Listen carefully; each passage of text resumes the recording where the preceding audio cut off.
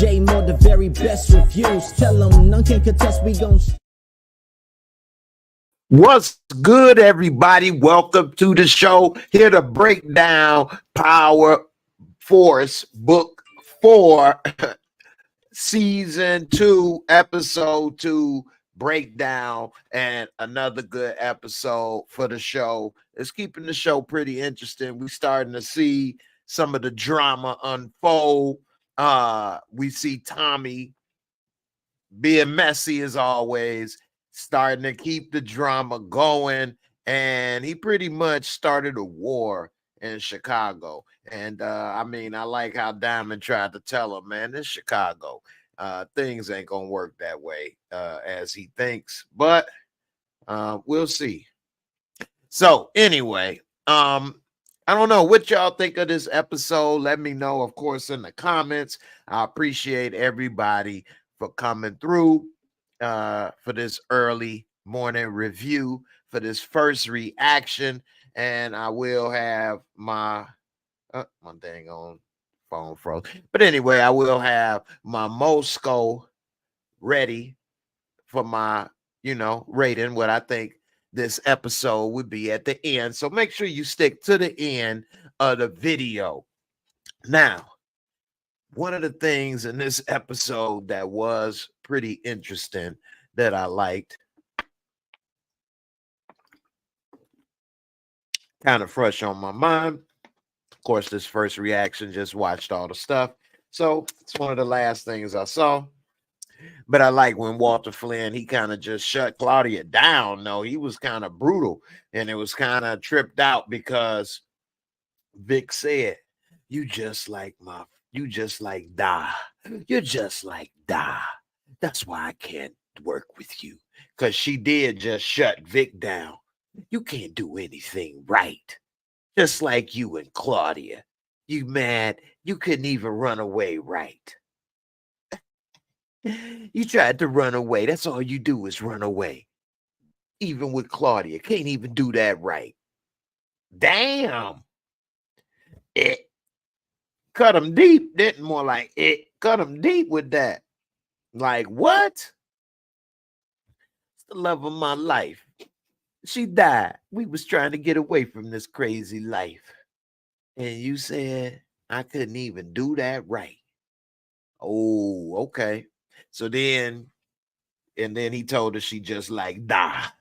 So then here comes Da, cutting her just as deep as she cut him.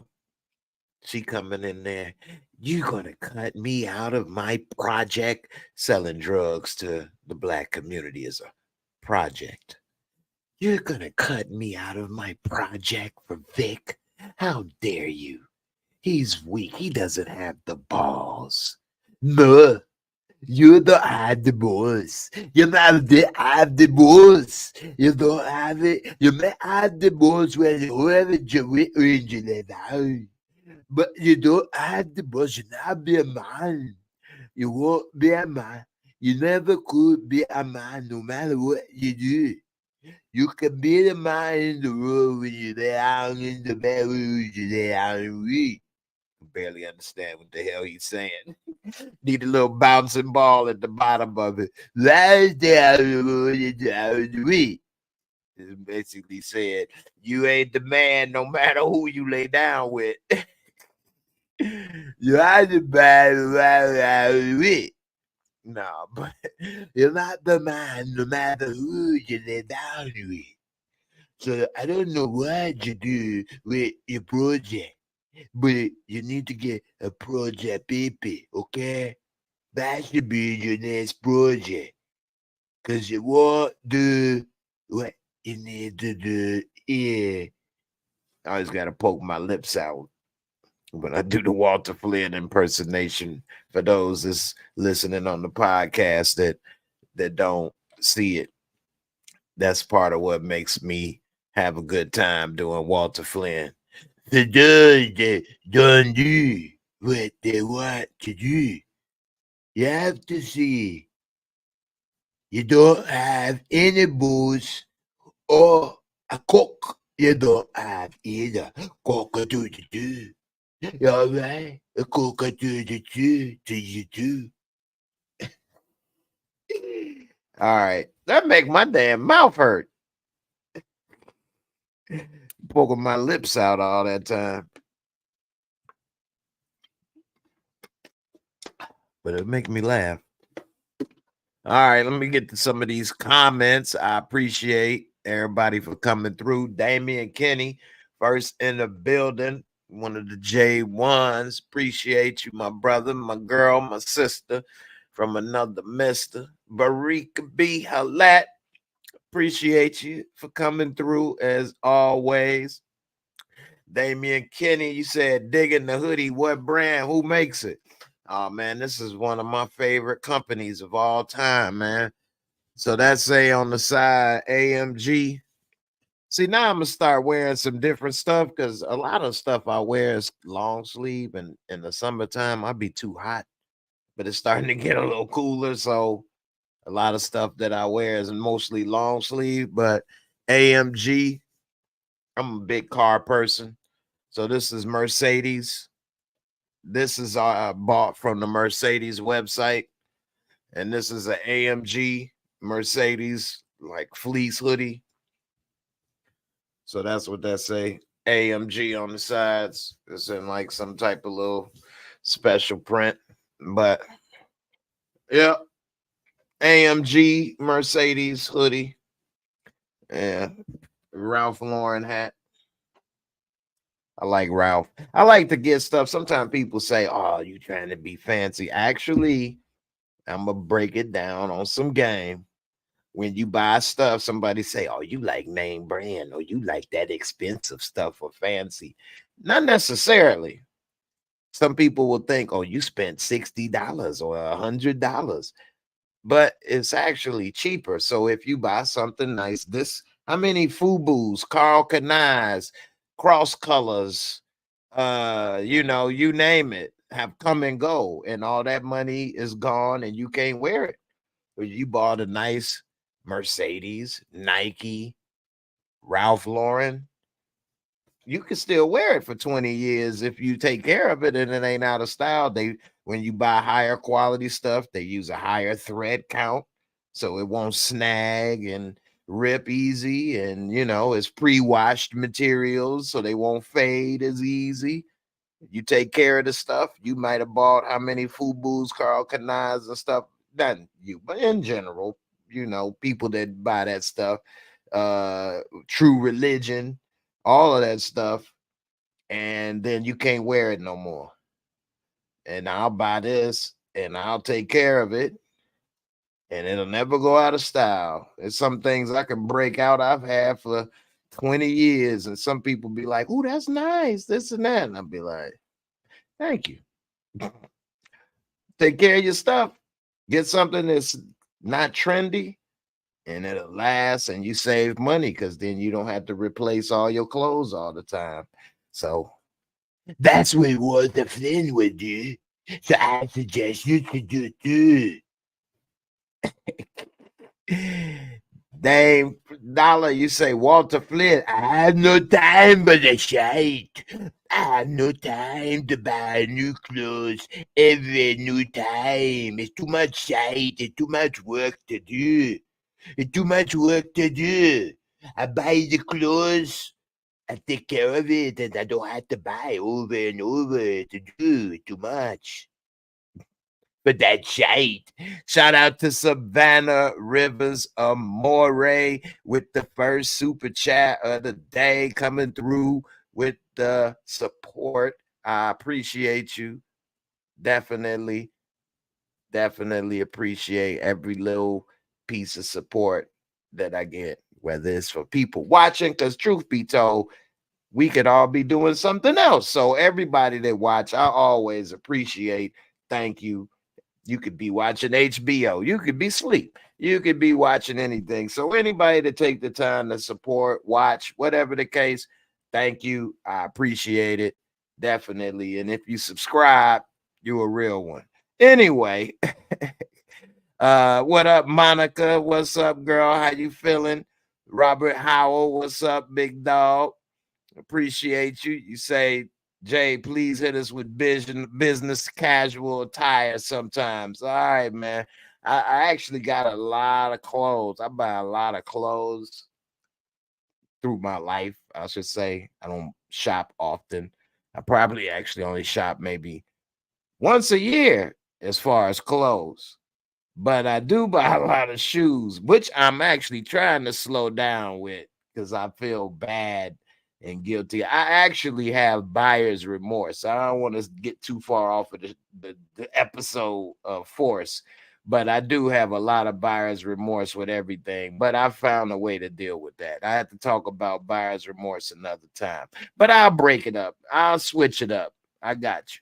All right, back to force. So this episode was a little different. We didn't see D-Mac and Tommy's brother or mother and none of that side of the family.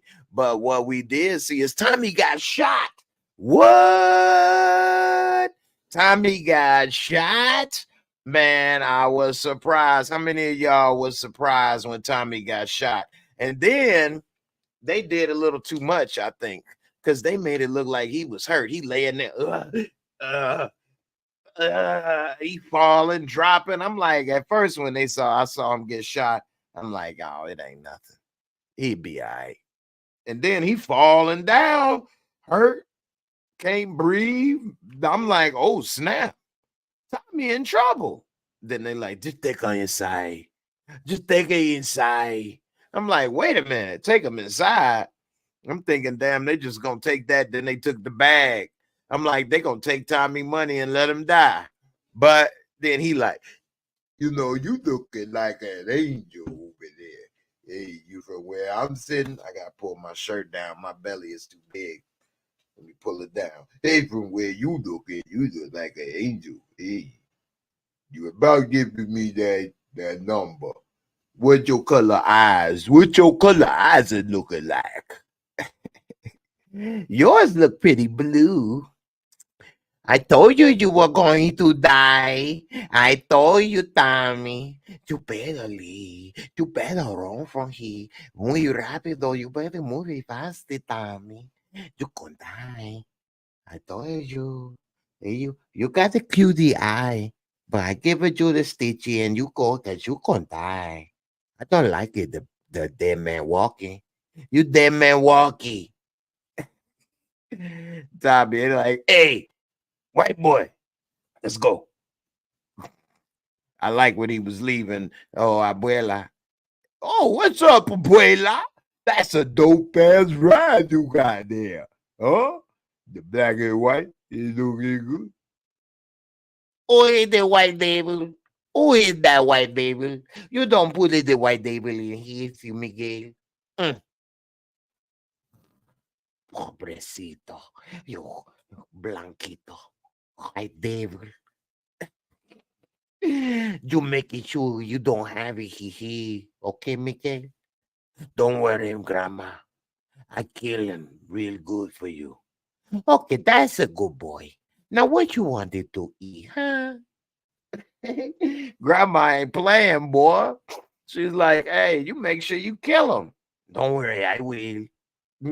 So, in the beginning, one of the things that I thought when I saw this episode kick off and Diamond was nailing somebody and Tommy walked in, my first thought was, I should have never left Chicago. I should have got it back into acting a long time ago. Damn. I should have never stopped acting. What a great job. Then I saw later, who else? Oh, Diamond again. Hey, whatever. It's a great job. Anyway. What's up with Tommy busting in on him? Oh, hey, wait a minute. Oh, hey, oh, okay. All right. Hey.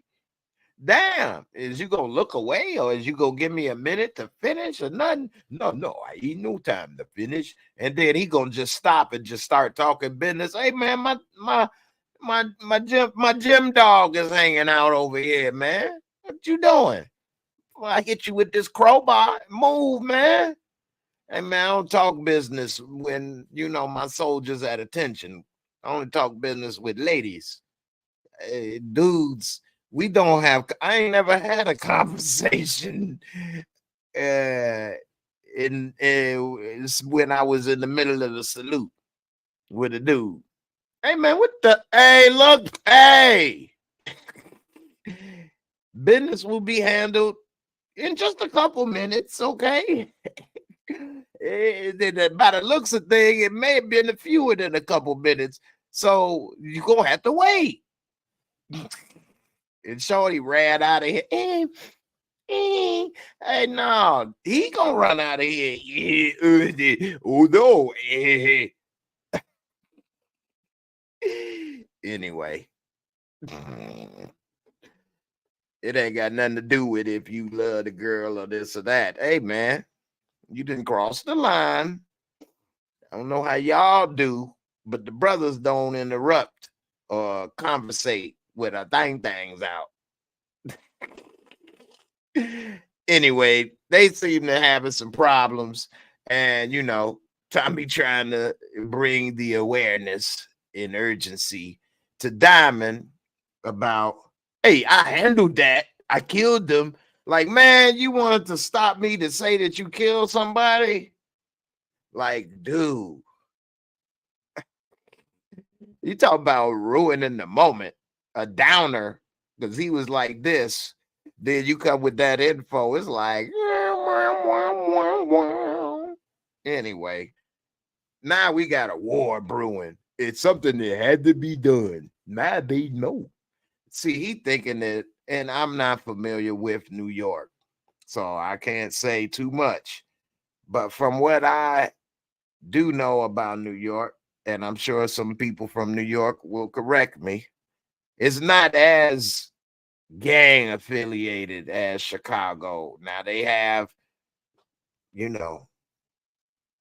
like crews and blocks and different stuff, but it ain't like how Chicago is. Now I do, I know that changed up quick. Do have know that there is like Crips and Bloods and stuff like that in New York. I don't know how prevalent it is if it's like Chicago.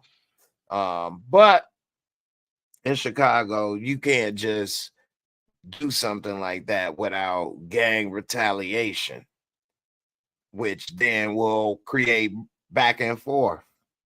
And so that's probably why he was trying to tell him, like, you can't just go doing this and think, oh, only this 4 or 5 people may be affiliated. It's going to have a bigger ripple effect than what you thinking. Like, oh, now everybody know. No, now everybody know it's your ass. And you white, so it's like sticking out like the pink thing on the dog when he excited. That's what it's looking like for you. You in trouble. And then who else is in trouble? I'll want the friends in trouble, but I'll handle it. I'll handle everything. That's what I do. I'll handle it all. We see now he got to sell some bad dope. I tell it to those people. They just gobble up those, what they call opioids. They gobble up opioid like Lucky Charms. I gotta pour the gold I'm gonna get off of the black horse. Cause I don't play that shite. Lucky Charms this. You black bastards. You don't know what to do with your own pot of gold. I'll take it. I know what to do. I know what to do better than you.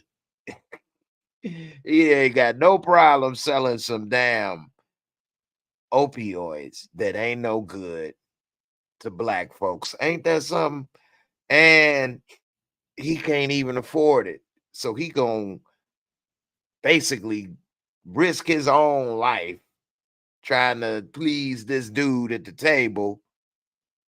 But he need this money too. Even though Paulie like, hey, you ain't gonna be able to pull this off without the kids. And even with them, it's gonna be tough. But that just go to show, man. Don't do no drugs out there. No more than weed and liquor. And that's a lot, to be honest with you. But you see, it's people dying of fentanyl and all kind of stuff all the time. That dude told them, it's so bad that Narcan can't bring them back. Damn! So how you gonna have repeat customers? Well, that's what everybody they say in the dope world likes. Oh, he got that killer. Give me 2. He died. Give me 4. From what they say in the dope users community, based off all the documentaries I've seen on this info. And I do say documentaries because, of course, I'm not one, but I haven't actually talked to any in person. But from what they say is that, oh, their system was weak. And that was the good stuff, but their system was weak and they can't handle it. But if I get a hold of it, I'll be good. And that's why they always chase what kills somebody, because they think, oh, they just died because they didn't have their stuff together or they wasn't right or whatever. But that's some good stuff. And I'll be all right. And then they die. And then that's what the next one thinks. Ain't that crazy? They would probably never put it together that it's just bad and killing them. They would all think, I think all of them just was weak. But I can take it. Look at me. I'm in tip-top shape. Anyway, another thing I remember this episode is, damn, I should have never stopped acting. We didn't see Claudia Flynn getting information. And the best way a woman can get information from a man, I do declare, it's the best. It's just been the number one way since Adam and Eve. Okay, how she get him to eat that apple? It wasn't just a conversation, I'm pretty sure. Okay, it's the best way. Even dude was like, hey, look, I know what you're trying to do. I know what you want. Well, didn't I give you something? I gave it to you too, didn't I? You know what? I tell you anyway. Ain't that something? He got it. He didn't have to tell it first. He already got the cootie cat. He knew what was coming. He knew all of that. And was like, okay, it worked. Women, gotta love them. So now she done found out that Da is in trouble. Daddy in trouble. He in debt. He can't make this money. It's over. And now she worried because she want to protect what's hers. Which I don't know why Vic is so upset at well, I get it. He thinks that Da had something to do with Gloria, but he pretty much know. Well, he knows he didn't have nothing to do with her death. Yeah, he may not have supported this and wanted that, but he didn't try to have her killed, and he know that. So, and then he's not thinking properly, because if they were to kill Flynn, where would that house and all of the money and everything, like they would, what he gonna do? Work at Walmart? This dude riding around drunk, talking about some, I'm Victor Flynn. This is Chicago. They wouldn't know who he is. Now, if he was in his local area where he lives, and them local cops may, have been on the payroll. He talking about, you probably on the payroll. You know how many cops on the Chicago Police Department? Walter Flynn ain't paying off that many damn cops. He definitely would be broke.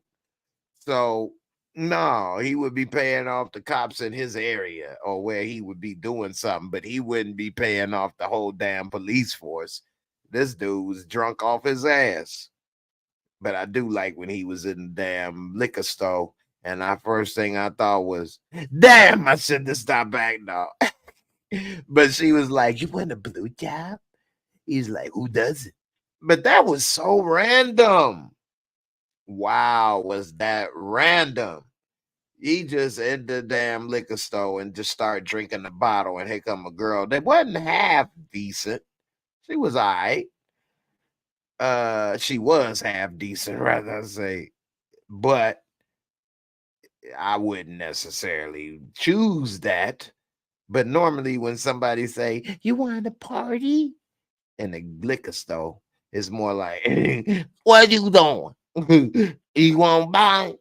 And where you want to go? You want me liquor? You want some? What you got? You got 10 bucks? Shoot. Okay. Come here. Get some. Let me pull your hand down. Let me see." You'd be like, "Ugh."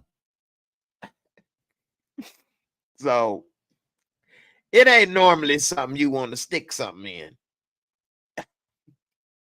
But she wasn't too bad, and he was under the influence, so he like, "Yeah, God." And then they went in the back. I just knew she was a cop or something like, man, this fool drunk, then got pulled over for solicitation of a prostitute. But no, she just wanted a little, like a lollipop. She wanted to party. She ain't say how much. I thought they normally say how much first.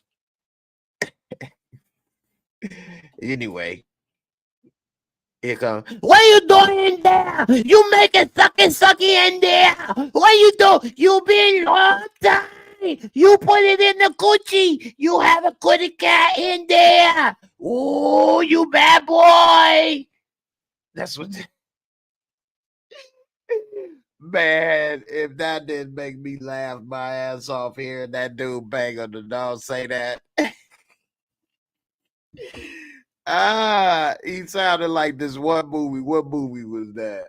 Oh my goodness. I hope it come back to me while I'm sitting here. But damn, it remind me of this one.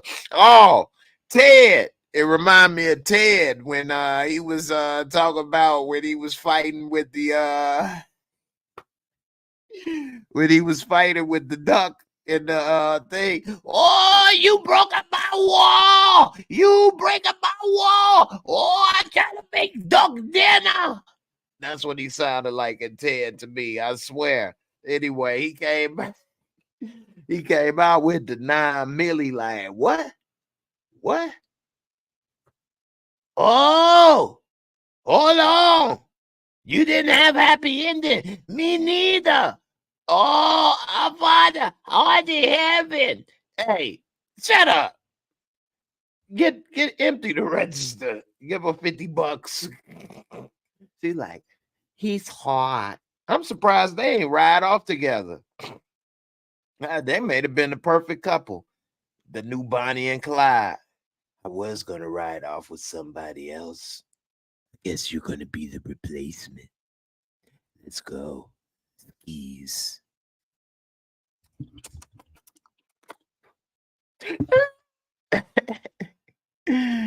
Oh, snap. Yeah, man. Vic, I don't know, man. And what's up with Diamond? He done came to meet his brother. I'm surprised they ain't tried to do nothing to him. But I guess they kind of under control.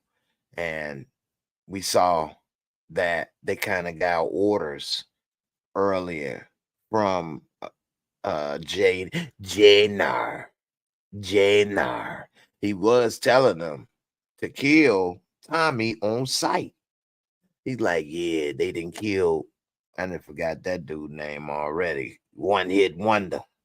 They killed the one hit wonder. And it's on sight on Tommy. So I mean, hey, he dead at first sight. Then Diamond come and they have a little powwow. He talking about, man, you supposed to be about that money first. You ain't supposed to be about the ball. He say, hey, man, that's the problem. You supposed to choose me, but you gonna choose that white boy. Oh, yeah, just like you told them again, me. Hey, man, you just don't understand. After they had a little talk, Diamond tell him pretty much, hey, focus on this money and not on the war. Yeah, Tommy messed up, but we gonna get to that. Let's chill for now. Then he realized, you know what? I am broke as hell in debt, and a war ain't good. So he called his goons in. Hey man, y'all hold off on that. One of them ain't want to hear it. Man, fuck you. Okay. But he did come at them kind of messed up. I need your, what he say, insubordinate dumbass to listen. Like, damn. Okay. He could at least came like, hold on. We gonna get to him. Believe me. He dead man walking. But right now ain't the time, my brother. I just went all Google-eyed on you. You see that? That means I'm serious. Speaking of Janard, man, is it me or is his ear getting grosser? I don't know, but that ear is just growing or something. Somebody bit a piece off. Old girl when he was getting down with old boxer bodybuilder chick with her little fine self. She nibbled on that ear. You know, women like to nibble on your ear if you're doing something right. She probably his ear about as big as this thing right here.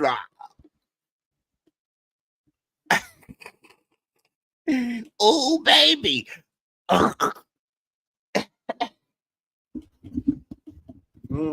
Getting good, baby. Anyway, that thing growing. All right, let me get to a couple of these comments right quick. Crystal, what's up, girl? Sweet brown sugar. Monica M, they made him fall out like he was on his last leg. You talking about Tommy? It wasn't that bad. They had Tommy acting like he never been shot before. Hey, I sure thought he ain't never been shot before when the way he was acting. I'm like, wait a minute.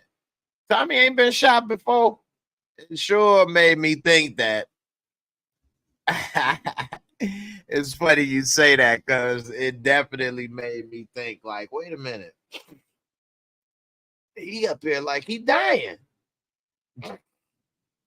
Tommy didn't been so much. Damian Kenny, it had just been a while since Tommy had been hurt, so he wasn't accustomed to the pain. I know, right? I was definitely surprised to see him hurt as well as get shot. Mid CG, Tommy, the only man that win by getting shot. I know, right? That's funny. Hey, I'm shot. Give me some booty. Hey. Damian Kenny, what's the word old girl called Tommy in the previous episode? It means blonde in Spanish. Blanco? Blanco? But that means white. Blonde? You sure it wasn't Blanco? Let me know. You say Diamond. Can't you see the flag at full mast? Wait outside. That's my Diamond impersonation. Anyway, what else happened this episode? What's up with Diamond's new PO? That's ours. You know what? I think we mentioned this once, maybe last season. I don't know why my shoulder's hurting. I've been doing too much. Anyway, one of the things that we mentioned, I'll say me, at least, I don't know, is that when does this dude cut hair in this damn shop? Like that was, but then we learned this season that his PO was on the take, although it wasn't seeming that he was on the take in the beginning. But anyway, we later found out a little more about that parole officer, but that he was on the take and that's why he probably wasn't in the shop doing much because he wasn't having to and he wasn't getting checked.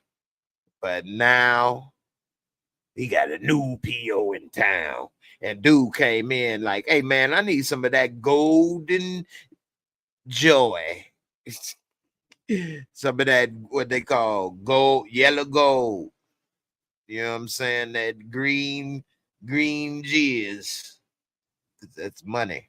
Anyway, he came at the barbershop. He actually was cutting hair. Why he got to have an old man that don't have customers, just like Ice Cube's barbershop? He got him an old Eddie in there, as if it's like Chicago barbershops have old men that don't do nothing. Anyway, as you can see, I go to barbershops all the time. It's been a while. Okay. Anyway, in my day, I didn't notice that.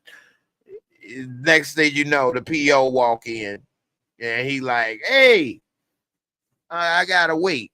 But I get to you in a minute. No worry. Here come Tommy. Hey, we got that meeting we go to. Now I got an appointment. Like, damn, can't you see dude wearing a big ass badge around his neck, Tommy? Like, read the room, literally read the room and see what you on ain't right now. He had to text him, even after dude and pull out the little piss cup and like, come on. And you see him going to the back with dude, he got to text him, hey, man, this is my PO. Go handle that on your own. And then that's when Tommy got shot. So it turned out he literally dodged a bullet because he got probably popped. That was a big shootout, which also, I know the police in Chicago ain't the best, but nobody came, no police, nothing. That was a big shootout. Automatic weapons, broad daylight. People got killed. What they do? Just chopped up the body, got rid of all the bodies and stuff. No one in the neighborhood called the cops. Nothing happened. No gunshot fire detectors in the neighborhood. So I don't know. They live in a bad neighborhood. Straight up. They live in a bad neighborhood. And I wouldn't want to live in that neighborhood. Speaking of neighborhoods, one thing that I did enjoy is seeing the city on TV. And I don't know why I always like seeing the city on TV, but one thing I always do is look at the locations and stuff. And I wonder if people in other cities do this. Let me know in the comments if you in Atlanta or New York, California, and you see movies and stuff in the city or town you familiar with or grew up in. Do you look around and be like, oh, I know where that is. Oh, that's cool. They made this there. Oh, that's this and that. So I noticed a lot of locations in this episode, a lot. And they've been using a lot of good locations in the first episode as well. But I noticed that they filmed a lot of this around the area where it's shot. So it's shot at Center Space, which is on like the northwest side of Chicago.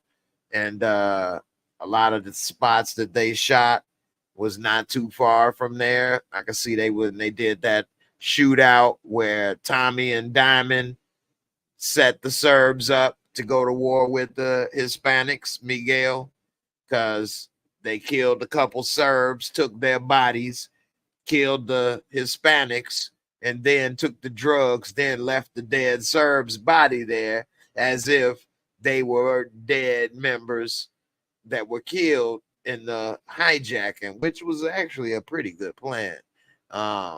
And that looked to me like it was in the parking area of the McCormick Place. They had a couple other locations that I saw that was pretty cool, like when Vic got pulled over and it said Sheraton, or that building that he was in front of and then turned around is actually NBC Tower. And that's where they film a lot of shows for NBC. Actually, when I used to go to the Jerry Springer show, that's where it was filmed. Actually, Jerry Springer was filmed in that building. So, just a little side note there. But they film a lot of TV shows and produce a lot of shows there. and it's pretty cool little building in place. So, you know, I was like, oh, look at that. They pulling them over at NBC Tower. And then by the lack of traffic, and then at night, they probably was out there filming at like 3, 4, 5 in the morning. So, because around that time is when that's about when there's no traffic. So, you know, but anyway, it was pretty cool. See a few of the little locations on the set, rather on the screen. And you know, it added a little bit of like, oh, that was pretty cool to see. Now, what else happened this episode? Oh, we see that Janard's boo thing is starting to get a little information from some of the little boxing members at the gym. And dude is tripping. He ain't trying to hear that. He ain't feeling Janard. He calling him a poo la la. She like, watch it. So next thing you know, when she hooking up with Janard, she like, hey, I ain't cooked. What's up for dinner? What's on the menu? You. Ooh, I hope you hungry. I hope you got a big appetite. So, you know, later, she like, I ain't trying to spoil the mood, but your dudes, they ain't feeling you right now. It's trouble in paradise. You need to handle that. And then she done broke him off. He like, I can't take this. She like, no, it's an investment. I'm betting on you. I mean, I don't know, ladies. She a good woman, it seems, with a good head on her shoulders and trying to handle her business. And I'm talking about like a legitimate business, not just the phrase handle the business, but trying to run a business. Why is she getting involved with this dude like this that's gonna probably end up dead or in jail or get her killed or business in trouble? I don't know what. He got that thug thizzle. The sex is just so good. It's really willing to risk it all.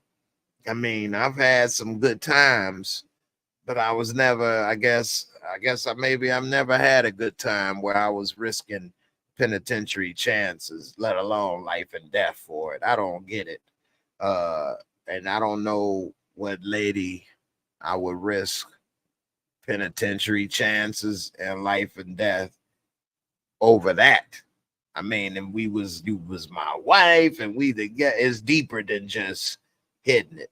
And I don't know, like we would be already to a certain extent for me to have to do that. Like are they even dating? What would you call them dating?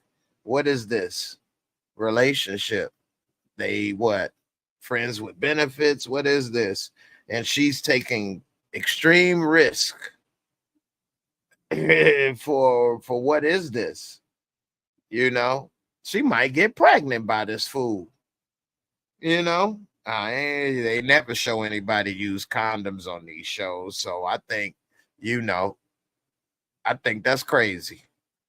My man, Young Slim in the building. What's good, my brother? How you feeling? What's good with you? Monica M, you say that's what was confusing about his PO, saying he had to be looking for a job. He had a whole barbershop. I know that you know what, that was stupid. And forget confusing. You right, Monica. That was crazy and stupid. And I was wondering that when he said that, you talking about in the first episode, talking about be looking for a job. Dude, looking for a job. I got my own job. I'm a business owner, not damn barbershop. What are you talking about? Ain't like they could be like, that's not good enough. You need to work at UPS. What the hell? Work wherever you want to work. It's the United States. I come across people all the time that act like somebody made them work. Somebody made them work at this job or that, do this or that. Like, man, you ain't a kid no more. This ain't high school in 8th grade where your mama made you go to school. Ain't nobody making you go to work. You don't have to go to work, and ain't nobody got to pay you. Anyway. Let me go ahead and get ready to do my Mosco. And also for everybody that likes 2K24, I will be going to play 2K24 on the PS5 after this. Normally, I like to go and talk in Discord after this. And I do still want to talk to my Discord family. My sisters, you know, I love you. 2K24 just dropped.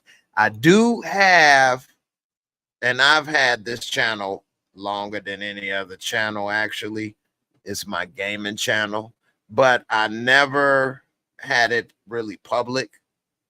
And I just would play and just save the games on there for me and would just watch stuff and, you know, laugh with friends or something. But now I have made the channel public.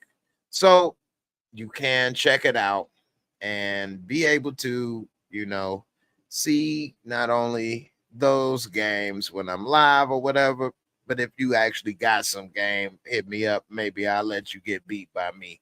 You know, we'll see. And also, before I do my Mosco, as you see, this is live right now. Go check out my new car channel. Definitely got some good stuff in there. If you ain't subscribed already, please do so. And there's the gaming channel. It's all right here. The links live on the homepage of my channel. So check it on out. I'll be posting links later. So we'll see. All right. Now, let me go ahead and break this Mosco down for this episode.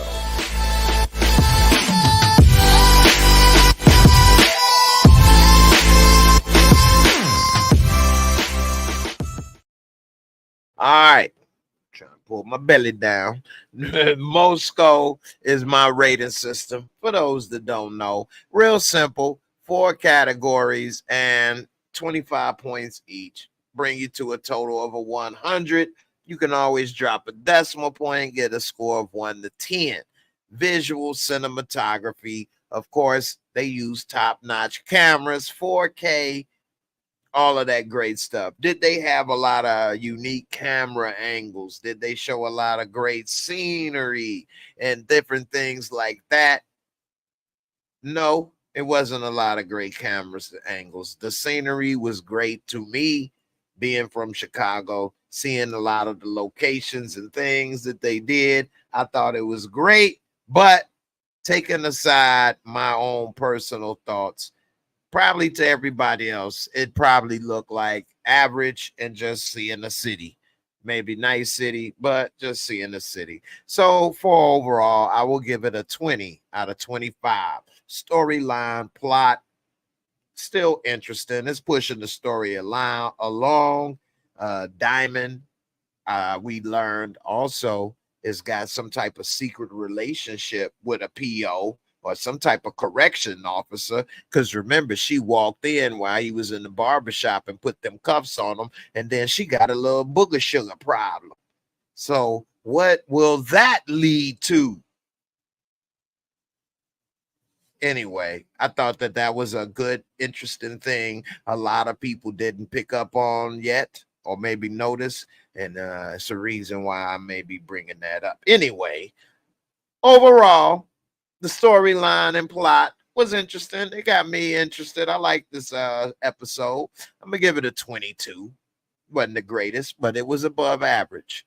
And special effects, makeup, costume, it's the one point that this show will suffer for with my Mosco. And that is because it's not really a special effects or costume driven show, makeup and all of that. They wear Chicago clothes in the current era. They don't dress like me. I mean, hey, what can I say? Anyway, I will say overall, they did have a couple people get shot. And if you want to count the sex scenes as special effects, I'm going to give it a 20. All right. Now, lastly, we have entertaining fun factor which is the most important part of any movie and show, is because this is the entertainment business. And if you ain't entertained, it don't matter how much money they put behind it, budgets and special tricks. If it's not good, it's not good. So I liked it, and I will give it, it's not, oh, out of a 25, is this one of those episodes you'll be talking about for months and years? No, but it's good, and it keeps the storyline going, and I'm going to give it a 21 out of 25. It's better than average, but not by much.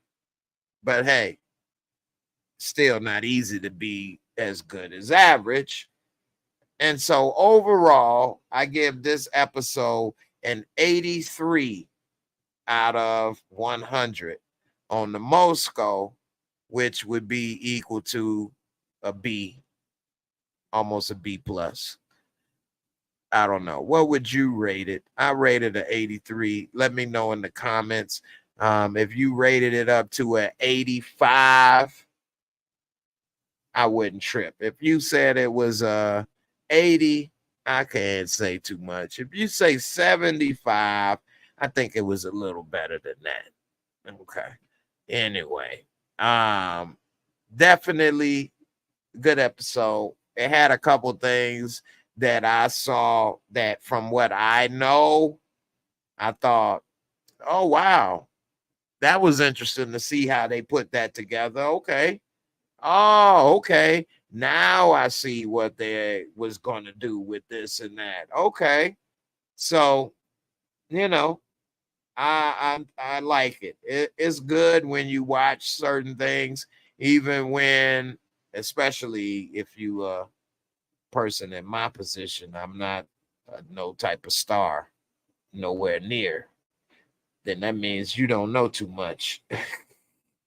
So if you're a person like me, you don't know too much, and you watch just like everybody else and start to put some things together. You know what you know, and it ain't too much. So I'm enjoying it, and I like it. Maybe what I consider not too much, maybe some people would say is a lot.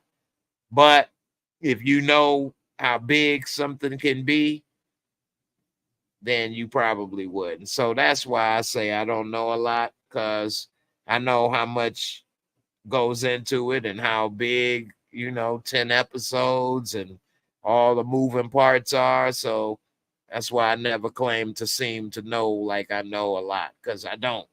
It's a lot. Then I'm not being humble. So anyway, I thought it was decent. I can't complain. And it's got me ready to see the next episode, which is important, because I have watched some shows where I'd be like, and then I may have stopped watching in like episode 4 or 5 and never turned it back on again.